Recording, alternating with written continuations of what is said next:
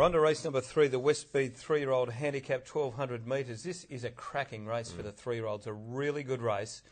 And we'll go back to last Saturday, have a look at Black Nijinsky's win in the blue colours there of Aquanita Racing. Sits back, tracks Waratah's Secret into the race and just beats him on the line. Waratah's Secret fights back gallantly as they hit the line. He's moved up stylishly though on his outside. Black Nijinsky stuck the head in front of Waratah's Secret. He's under hard riding over on the inside. Black Nijinsky, Waratah's Secret. He's starting to lift now. Black Nijinsky and Waratah's Secret in a head bobber. Travelled really well to the corner. Waratah's Secret pulled out 3 deep, followed it 4 deep. Black Nijinsky levelled up to it. Was probably about a neck to a half length behind it at the 200. Levelled up and just edged away over the final stages. Waratah's Secret was very game in defeat. Now, we talked about Black Nijinsky prior to its last run and how it could turn it around with the blinkers on, and it was able to do it, and you sort of half-tipped that that would happen. Look, he can go on with the job here. He's got the task. He's got the wide drawer and 58 kilos, and it was a really good win. We'll talk about the speed map after we have a look at this performance from Peachtree in the Matchmaker Stakes. Dan Stake looked home for the team money, didn't it, Peachtree? And then all of a sudden Scenic Fair rounds her up late. This was 1400.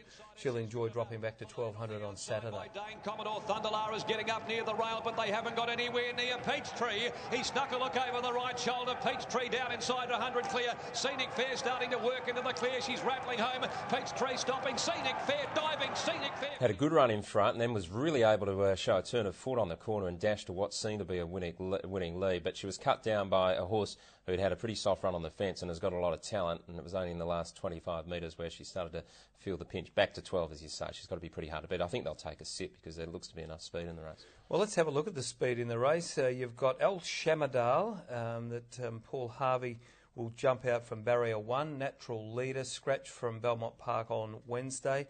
Peachtree and Ramita, who we found on the last meeting at Ascot, who also is a noted front runner, has to cut across from barrier 10. So you would think they'd be the first 3 in the running? You'd say so, unless they try some different tactics on Ramita. And the other one is Prematal, who is very quick. Its trial was very good to beat Miss Time by about 3 lengths. I think Miss Time still had a bit of pudding on her at that stage. But there were some handy tights behind Miss Timed as well. It was a very good trial. Yeah, and I think it's had the 2 trials, hasn't it, Prematal? So it'll be primed up, ready to go. Barrier 4, I thought Prematal just sitting behind him would be best suited. Then these other horses we need to talk about. Cherie Cheval won the Raconteur. Wasn't a great renewal of the race. Can do work in her races. Barrier 9 suits Cherie Cheval. She's better off out 3 wide. Yeah, she's a bit like Pure Steel. Just loves doing lots and lots of work. She's like a Boxer, the horse in Animal Farm. Kashar had a good season last season. Very good season, and off a fast speed, it could be the blowout horse late. In fact, I'm actually going to go that way each way. I'm going the other way, Trustee Brown. Now, it comes out of that race, we spoke about it. It was alongside of Black Nijinsky when they both failed here at Ascot. Since come out to the trials, I liked its trial last Monday, Trustee Brown. Wasn't knocked around, got home nicely. And I can just see from maybe 3 back the fence from barrier 2, Troy Turner to ride. I think I'll give it a big chance, Trustee Brown. Yeah, well, if it fails today, it'll be Trustless Brown, I think, because its last start was very ordinary indeed. It can't be too hard on him. Before that, though, he'd won the 2, and then he ran a 5th and a 3rd. Yeah, he seemed like he's got a touch of class about him. Hopefully he can do the Black Nijinsky and really find 4 or 5 lengths after its first start failure. One that has improved every time it goes to the track is Our Old Fella from the Steve Wolf yard. Yeah, good win last start over a nice horse in Sacred Crown. So, he's got to have a chance as well. This is a tough race. There's plenty of hopes. I'm wondering do you think Ramita will definitely go forward? I know it's always been a speed horse. They've drawn wide. They know El Shamadal is going to lead. Is there any hope of a change of tactic? No, probably not. But no, I think they'll go forward and either sit outside of the leader. I've got to say, this young fellow, Andrew Castle, I watched one of his wins last week on the horse that beat Estiarte, Sleepwalk. Gee, it was a good ride. He just went at exactly the right moment, got Hot Tamale home on Wednesday, and he's a rider of the future, this kid. No doubt. Numbers for me, I'm 5, 1 and 3 though. Trustee Brown to beat Black Nijinsky. I think they'll go quick. The horses sitting back are going to get a chance to ping home. 3 Kashar. Probably gets the right run. Same sort of deal. Yeah, happy to go with Kashar each way. Fred Kersley has won first up before. A horse that might be worth a watch. It tends to over-race badly and makes a lot of mistakes, but with this fast speed, probably gets its best opportunity to just sit back and run on, and that's Don't Rock the Boat. Yeah, well, he's got his class, no doubt about that. Race number 4, the perthracing.com.au handicap. You're on it at the moment. 2,000 metres is the journey, and we go back here and have a look at the last performance of Bodgy Business, which also gives us the 4th placed La Sur Noir. Remember, on this day, horses up on the pace, close to the rail, were clearly suited. Money Exchange runs on.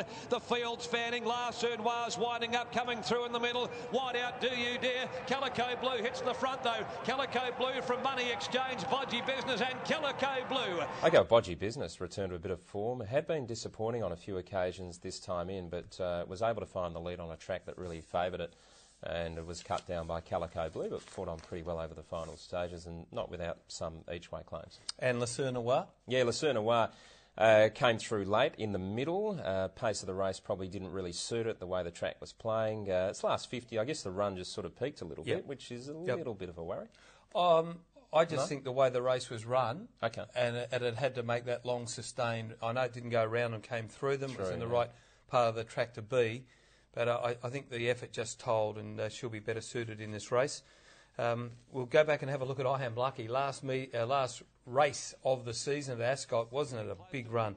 Back in the field and stormed home into second position. Off along though, Chin Chin had loomed up now and tackled it to go to the lead. It's Chin Chin down inside the 200, getting away from Legend Express. On the fence, I Am Lucky, followed by Manila Ice Cream, Central Park, but Chin Chin's going well, and Chin Chin gets the money in the last. Chin Chin home from I Am Lucky, getting up on the fence. It was a day, as we've mentioned, that favoured the leaders. Chin Chin was rolling up near the speed and was able to run to the front over the final stages from Legend Express, who actually fought on really well in this race, a horse that's racing later on in the program. And I'm Lucky in the orange and blues comes right through along the inside. At one stage of the 600, lost contact with the field. Suddenly lost 2 or 3 lengths. Yeah, 20 lengths off them.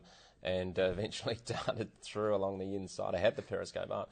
It darted through along the inside and made up plenty of ground. Was eating up the turf, as we've seen it do time and time again. But needs a good speed. Harvey's on. He'll time it to perfection, no doubt. I think the speed will be there. Majestic Boy, Bodgy Business, they'll all want to be there. Central Park, if not at the Opera starts, it'd be up there as well. So there should be enough speed to make it genuine. And for that reason, I'm sticking with the mare La Sur Noir. She likes the track. She goes well. I thought she was a big run. Adam Durant is back in town, and I'm pretty sure he'd want to get on the board. So 1, La Sur Noir, claim for Ben Kennedy, important. 8, I Am Lucky, was massive. 2, Bodgy Business. I'm going with the obvious here. It does look pretty obvious, doesn't it? I'm going to go with I Am Lucky, just ahead of La Sur Noir. Paul Harvey, the experienced rider, up against a very promising apprentice in Ben Kennedy. It should be a good clash between them. Very little between the two horses. If you like I Am Lucky, you could probably throw No Flirt into the novelties for a bit of value. 3rd and 4th, they certainly weren't looking at you when they named that horse. No, that's for sure. And No Flirt does have a little bit of a hope at odds, but I Am Lucky for me.